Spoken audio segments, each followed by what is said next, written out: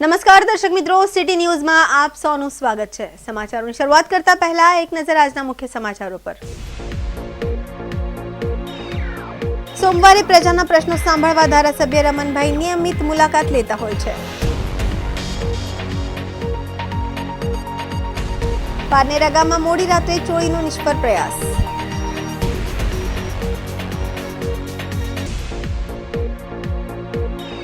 બેફામ બનેલા બુટલેગરે બાઇક ચાલકને લીધા અડફેટે।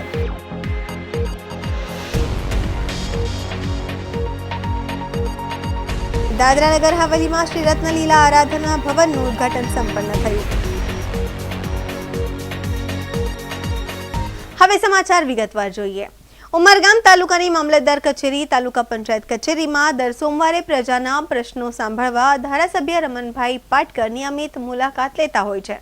આજરોજ તાલુકા મામલતદાર કચેરી ખાતે આવેલા અરજદારોના પ્રશ્નો સાંભળી પણ નિકાલ કરવાના પ્રયાસ ધારાસભ્ય રમણભાઈ પાટકર દ્વારા કરવામાં આવ્યું હતું। તાલુકામાં મૂળભૂત સુવિધા પૂરી પાડવા, વિકાસ કામો સાથે વહીવટી કામોમાં પારદર્શિકતા રહે તે માટે પણ ધારાસભ્ય રમણભાઈ પાટકર સતર્ક અને સતત પ્રયત્નશીલ રહે છે। આજે મામલતદાર કચેરીની મુલાકાત બાદ ધારાસભ્ય રમણભાઈ પાટકરે માહિતી પૂરી પાડી હતી। સરકારશ્રીએ જાહેર કર્યું કે સોમવાર અને ગુરુવાર સતત પ્રજાના પ્રશ્નોની પડખે રહેવાનું અને પ્રજાના પ્રશ્નોનો નિકાલ કરવા માટે મદદગાર કરવાનું અમારો જે ધર્મ છે। લોકો એમને મત આપ્યા છે, ધારાસભ્ય બનાવ્યા છે, તો એમના દ્વારા હું ધારાસભ્ય બન્યો છું। એવા સંજોગે નાના મોટા મહેસૂલી પ્રશ્ન હોય, વહીવટી પ્રશ્ન હોય તો દર સોમવારે હું તાલુકાની અંદર મામલતદાર કચેરી અને તાલુકા વિકાસ અધિકારી કચેરી અને ચીફ ઓફિસરની કચેરી, આ ત્રણ કચેરીમાં જાઉં છું। આ ત્રણ કચેરીમાં જઈને જે નાના મોટા પ્રશ્ન રજૂ થાય એમાં માર્ગદર્શન પૂરું પાડું છું અને વહીવટી પ્રક્રિયાને ઝડપ આપે, લોકોના પ્રશ્નનો હલ થાય એ ઉદ્દેશ સાથે આજે સોમવાર છે એટલે ઉમરગામ તાલુકાની અંદર આવ્યો છે। પણ તે પહેલાં આજે 1 કરોડ ને 14 લાખ રૂપિયાનું કામ પરેટી કરંબેલાથી અમારા મોહનગામ દમણ મોહનગામને જોડતા રસ્તાને ટચ થતો 3 કિલોમીટરનો રસ્તો એ અમે 1 કરોડ ને 14 લાખ રૂપિયાની અંદર અત્યારે ખાતમુહૂર્ત કરી આવ્યા છે। અને અણગામથી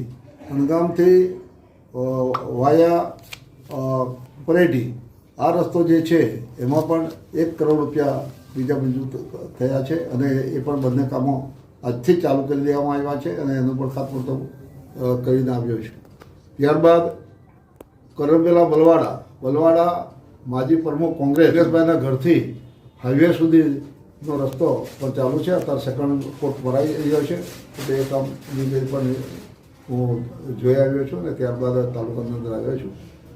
આજે કુવાડા અને દેહરી આ 2 ગામની પણ મુલાકાત અત્યારે જઈને કરવાનો છું કે ત્યાં કંઈ બાકી રહ્યું હોય તો આવતા મહિને અમારી સર્વગ્રાહી યોજનામાં કામો લેવાના છે તો તેમાં એ કામો અમે મૂકી દઈશું। વલસાડના પારનેરા ગામમાં મોડી રાત્રે ચોરીનો નિષ્ફળ પ્રયાસ। 2 જેટલા ઈસમો ચોરીના ઈરાદે ઘરના દરવાજો તોડવાનો પ્રયાસ કર્યો। વલસાડના પારનેરા ગામમાં મોડી રાત્રે ચોરીનો નિષ્ફળ પ્રયાસ બન્યો છે। 2 જેટલા ઈસમોએ ચોરીના ઈરાદે ઘરના દરવાજો તોડવાનો પ્રયાસ કર્યો, પરંતુ અવાજ આવતા જ ગ્રામજનો જાગી જતા ચોરોએ ઊભી પૂંછડીએ ભાગવાનો વારો આવ્યો। સમગ્ર ઘટના નજીકમાં લગાવેલ સીસીટીવી કેમેરામાં કેદ થઈ ચૂકી છે। વલસાડ પેટ્રોલિંગ પોલીસ પર પણ સવાલ ઉઠવા પામ્યા છે।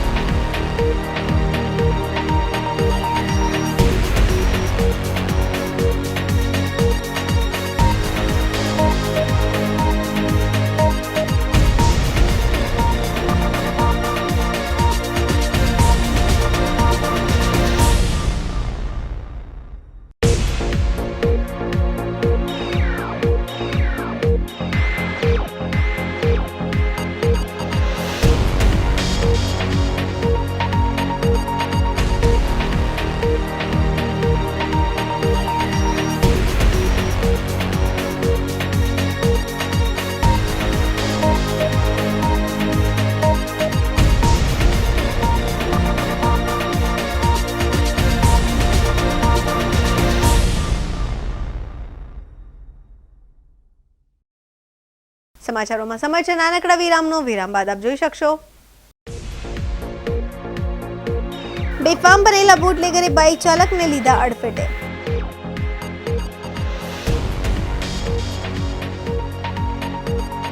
દાદરા નગર હવેલીમાં શ્રી રત્નલીલા આરાધના ભવનનું ઉદ્ઘાટન સંપન્ન થયું.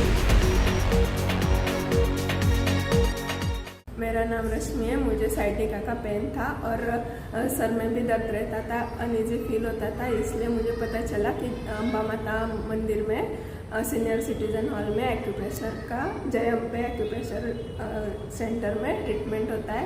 इसलिए मैंने यहाँ पे ये ट्रीटमेंट कराया और अभी मुझे 70 से 80% आराम मिल गया. Thank you. વિરામ બાદ આપનું સ્વાગત છે. વલસાડ તિથલ રોડની ઘટના બેફામ બનેલા બુટલેગરે બાઇક ચાલકને અડફેટે લીધો. વલસાડ તિથલ રોડની ઘટના બેફામ બનેલા બુટલેગરે બાઇક ચાલકને અડફેટે લીધા. અકસ્માત બાદ બુટલેગર દારૂ અને બાઇક મૂકીને ફરાર થઈ જવામાં સફળ થયા છે.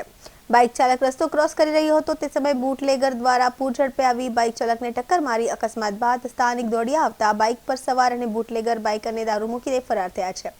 સિટી પોલીસે દારૂ અને બાઇક કબજે કરી તપાસ હાથ ધરી છે. સમગ્ર ઘટના સીસીટીવી કેમેરામાં કેદ થઈ ચૂકી છે.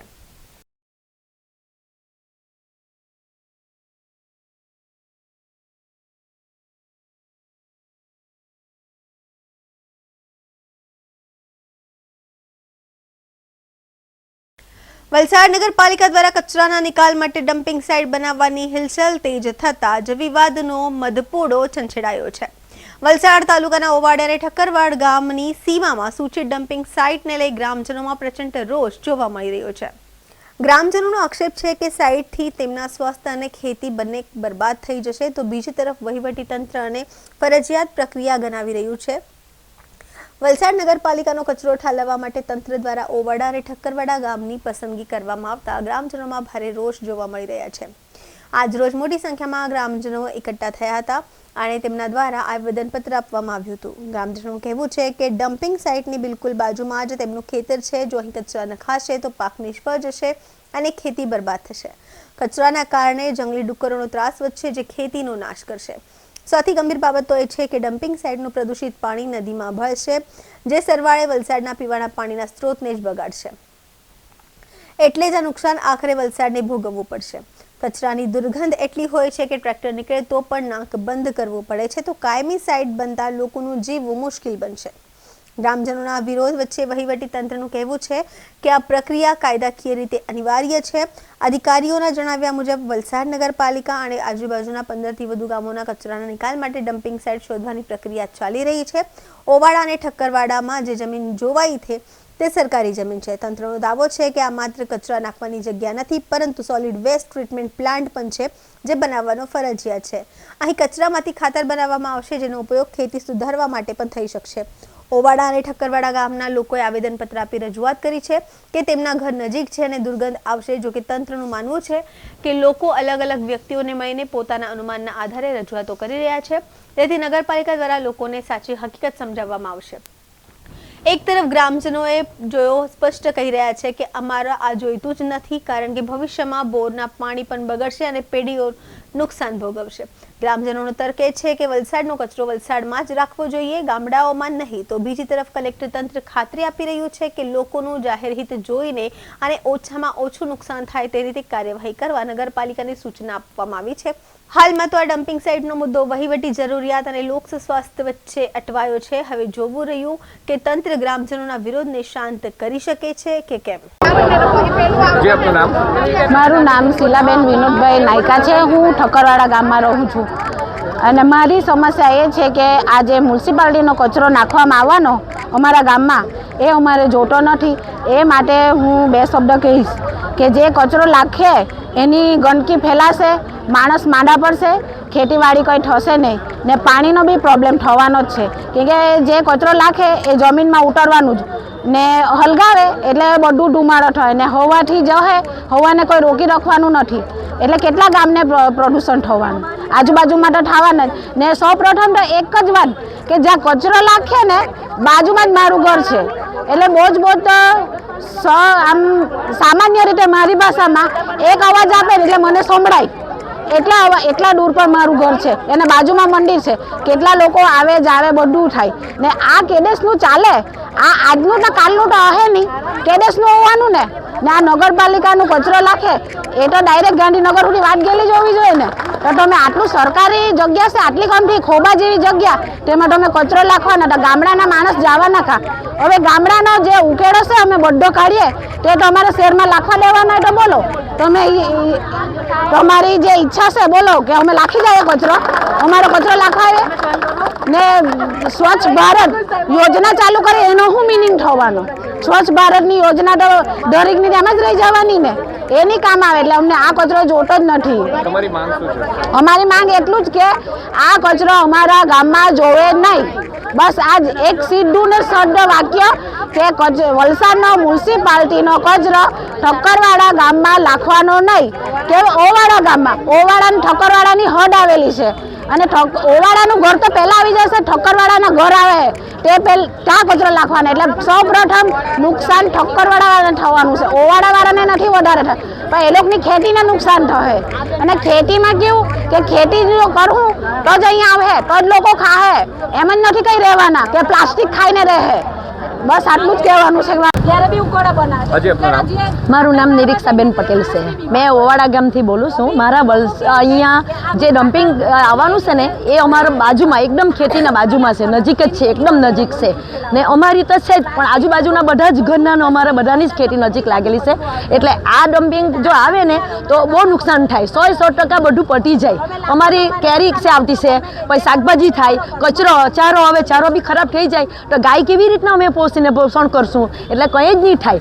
એ તો થાય જ, બધું પૂરું તો થઈ જાય, પણ નદીમાં જે પાણી આવતું છે ને એ પાણી બી પૂરું થઈ જશે, ખરાબ થઈ જશે. એ પાણી વલસાડ જતું છે તો વલસાડમાં બી નુકસાન થશે ને અમારે બોર અમારો છે હમણાં હાલમાં, તો બોરમાં બી પાણી ખરાબ થઈ જશે, ભવિષ્યમાં બોર બી પટી જશે તો પાણીની બી તકલીફ પડશે ને રોગચાળો ફાટશે તો બધું નુકસાન થશે ને માણસની જીવાની પૂરું થઈ જશે. એટલું જ અમારે કહેવું. એટલે કલેક્ટર સાહેબને અમારે એમ કહેવું કે આ અમારા ગામમાં ડમ્પિંગ જોઈતું નથી, બસ એટલું જ અમને જોઈએ, બીજું કંઈ જ જોઈએ નથી. વલસાડ નગરપાલિકા તથા આજુબાજુના 15થી પણ વધારે ગામોનો કચરા માટે ડમ્પિંગ સાઇટની શોધખોળ નગરપાલિકા દ્વારા કરવામાં આવી રહી છે. એ અન્વયે ઓવાડા ગામના જમીન માટે એ લોકો સ્થળ ઉપર જોવા ગયા હતા અને એ સંદર્ભે ઓવાડા ગામના અને આજરોજ ઠક્કરવાડા ગામના લોકો અહીંયા રજૂઆત કરવા આવ્યા છે કે અમારા ગામમાં આ ડમ્પિંગ સાઇટ બનાવવામાં ન આવે.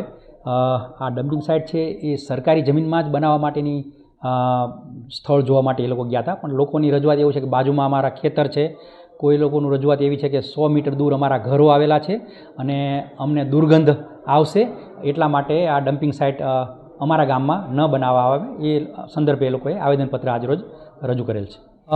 એ અન્વયે વલસાડ નગરપાલિકાના સોલિડ વેસ્ટ ટ્રીટમેન્ટ પ્લાન્ટ બનાવવો તમામ નગરપાલિકા માટે ફરજિયાત એક કામ છે અને એ કચરામાંથી ખાતર બનાવવામાં આવે છે અને ખાતરનો ઉપયોગ ખેતી સારી કરવા માટે પછી નગરપાલિકા દ્વારા કોઈને આપવામાં આવે છે. એટલે કામ તો ફરજિયાત સેવાનું જ છે, પરંતુ કઈ જગ્યાએ કરવું એ બાબતનું લોકોનો પોતાનો મંતવ્ય એ લોકોએ રજૂઆત કર્યું છે. આમાં વધારેમાં વધારે લોકોનું જાહેર હિત જોઈ અને ઓછામાં ઓછું નુકસાન થાય એવી કાર્યવાહી કરવા માટે અહીંથી નગરપાલિકાને અમે સૂચના આપશું. સમાચારોમાં ફરી સમય છે નાનકડા વિરામનો. વિરામ બાદ આપ જોઈ શકશો દાદરા નગર હવેલીમાં શ્રી રત્નલીલા આરાધના ભવનનું ઉદ્ઘાટન સંપન્ન થયું.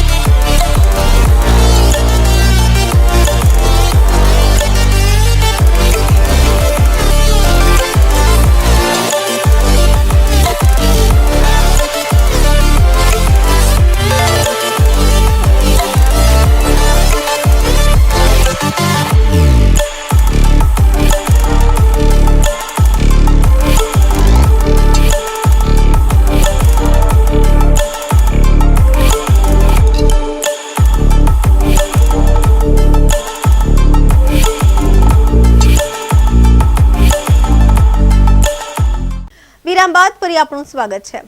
દાદરા નગરમાં પૂજા આચાર્ય શ્રીની નિશ્રા અને પ્રશાસક શ્રી પ્રફુલભાઈ પટેલની ઉપસ્થિતિમાં શ્રી રત્નલીલા આરાધના ભવનનું ઉદ્ઘાટન સંપન્ન થયું। દાદરા સ્થિત શ્રી શીતલનાથ ભગવાન જૈન દેરાસર પેઢી ખાતે નવનિર્મિત શ્રી રત્નલીલા આરાધના ભવનનો ઉદ્ઘાટન સમારોહ આજે અત્યંત શ્રદ્ધા અને ઉલ્લાસભર્યા વાતાવરણમાં સંપન્ન થયો હતો। આ પ્રસંગે જૈન સમાજના અગ્રણીઓ અને ભાવિક ભક્તો મોટી સંખ્યામાં ઉમટી પડ્યા હતા। ગચ્છાધિપતિ શ્રીની નિશ્રા અને આધ્યાત્મિક વાતાવરણ આ મંગલકારી પ્રસંગ શાસન પ્રભાવક પૂજા આચાર્ય દેવ શ્રીમદ વિજય પ્રબોધચંદ્ર સુરેશ્વરજી મસાની પવિત્ર નિશ્રામાં યોજાયો હતો। પૂજા આચાર્ય ભગવંતે અવસરે આશીર્વચન પાઠવતા જણાવ્યું હતું કે આરાધના ભવન જૈન સમાજ માટે ભક્તિ અને સાધનાનું મહત્વ કેન્દ્ર બની રહેશે। કાર્યક્રમમાં પૂજ્ય સાધ્વીજી ભગવંતની પાવન ઉપસ્થિતિ વાતાવરણને આધ્યાત્મિકતાથી ભરી દીધું હતું। મુખ્ય મહેમાન તરીકે પ્રશાસક શ્રી પ્રફુલભાઈ પટેલની હાજરી। કાર્યક્રમના મુખ્ય મહેમાન તરીકે દાદરા અને નગર હવેલી, દમણ દીવ અને લક્ષદ્વીપના માનનીય પ્રશાસક શ્રી પ્રફુલભાઈ પટેલ ઉપસ્થિત રહ્યા હતા। તેઓના હસ્તે રિબન કાપીને ભવનનું ઉદ્ઘાટન કરવામાં આવ્યું હતું। શ્રી પ્રફુલભાઈ પટેલે આ પ્રસંગે રત્નલીલા પરિવાર અને જૈન સમાજને અભિનંદન પાઠવતા સમાજમાં ધાર્મિક અને સેવાકીય પ્રવૃત્તિઓના મહત્વ પર ભાર મૂક્યો હતો।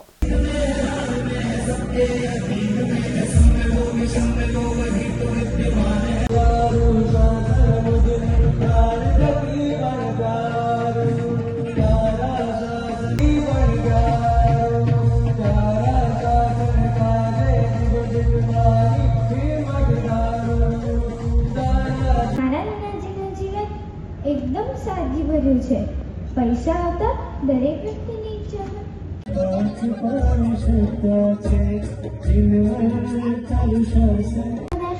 અને એમની પીઠિકાઓ કરશે। અરે કેટલા ઉપાધ્યાય ભગવાન તો બનાવશે।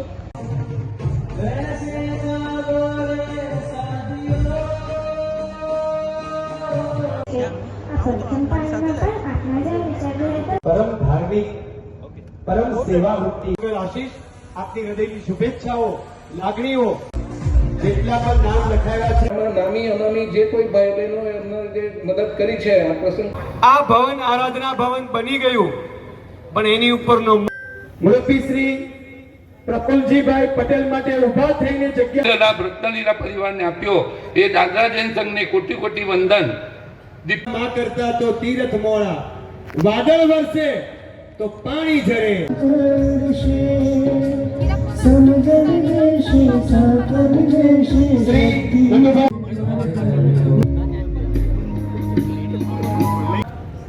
બાણું વર્ષ પૂરા થયા અને 93મું વર્ષ જેમને બેસી રહ્યું છે। હેલો હેલો સાઉન્ડ આપજો। સુરેશ્વરજી મહારાજ સાહેબના ચરણોમાં વંદના। વધારે માનવંતા ચતુર્વિધ સંઘના ચરણોમાં કોટી કોટી વંદન। મહેમાનો એટલે પધારીને અમારી શોભામાં અભિવૃદ્ધિ કરી છે તે બદલ પણ હું તમારો સૌનો આભાર માનું છું।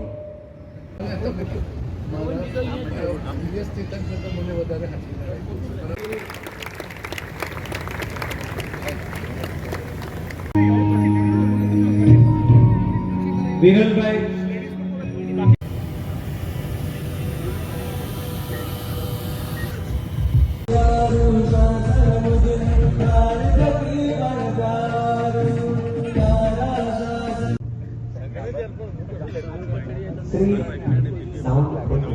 श्री सेलवासा जैन संघ जानी चलिए चलिए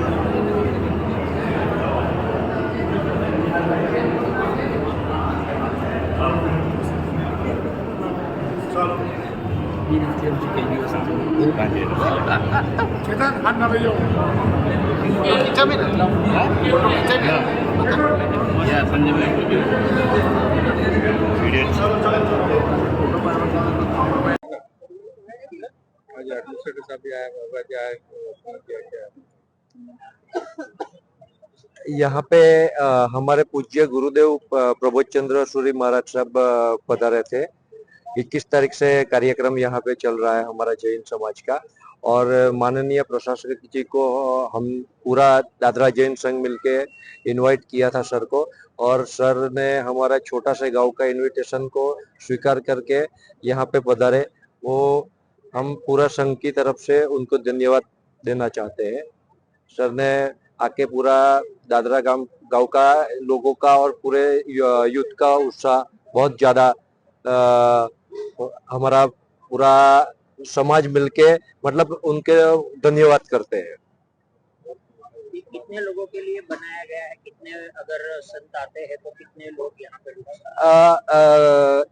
ये जो भवन है वो संत रुकने के लिए तो है ही, लेकिन आज के जो युवा है वो युवा को जैनिज्म जो बताता है, जैनिज्म के जो राह बताता है, जो गुरुजी बता के जाते हैं, तो युवा भी रोज आके यहाँ पे पाठशाला पढ़ सकते हैं।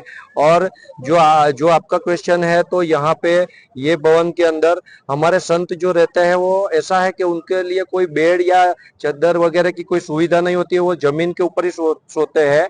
तो इसमें आराम से 25 से 30 महाराज स्वामी रुक सकते हैं। ये जो हमारा आराधना भवन नया बनाया हुआ है, ये हमारे लाभार्थी परिवार रत्नलीला परिवार है, और ये इसका जरूरी भी था, क्योंकि जब सिलवासा से कोई भी विहार होता है वापिस जाते हैं, या वापिस से विहार होकर सिलवासा जाते हैं और डिस्टेंस थोड़ा ज्यादा हो जाता है, स्पेशली उसमें भी काम है। ये बहुत काम के लिए था, जैन धर्म के लिए। और ये खाली आराधना भवन ऐसा, इसमें साधु साधु ही रहते हैं। दूसरा हमारी पाठशाला चलती है उसमें, मतलब जो यंगस्टर नए नए बच्चे उन लोग का भी जो जैनिज्म जो है उसमें पढ़ाया जाता है ऐसा। और आज भी सुबह से बहुत अच्छा प्रोग्राम हुआ, सुबह पूजा हुआ था, उसके बाद प्रशासक के साहब आए थे, उन्होंने भी अच्छा टाइम निकाला हमारे, उनका भी धन्यवाद। उसके बाद इसका ओपनिंग सेरेमनी उनके हाथों से ही हुआ। समाचार पूरा करता पहला एक नजर આજના મુખ્ય સમાચારો પર। સોમવારે પ્રજાના પ્રશ્નો સાંભળવા ધારાસભ્ય રમણભાઈ નિયમિત મુલાકાત લેતા હોય છે। પારનેરા ગામમાં મોડી રાત્રે ચોરીનો નિષ્ફળ પ્રયાસ।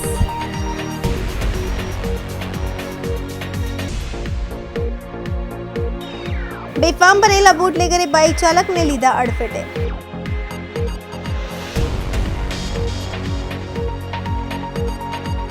દાદરા નગર હવેલીમાં શ્રી રત્નલીલા આરાધના ભવનનું ઉદ્ઘાટન સંપન્ન થયું। તો આ હતા અત્યાર સુધીના સમાચાર। જોતા રહો સિટી ન્યૂઝ। નમસ્કાર।